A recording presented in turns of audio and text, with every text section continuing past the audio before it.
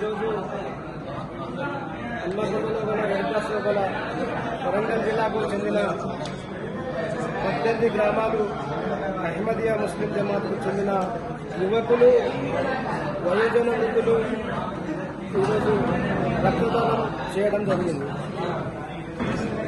మరియు ఈరోజు జాతీయ రక్తదాన దినోత్సవ సందర్భంగా అహ్మదియా ముస్లిం జమాత్ తరఫున ఇవే కార్యక్రమాలు కాక ఇంకా పలు మానవ సేవ అటువంటి కార్యక్రమాలు నిర్వహించడం జరుగుతుంది.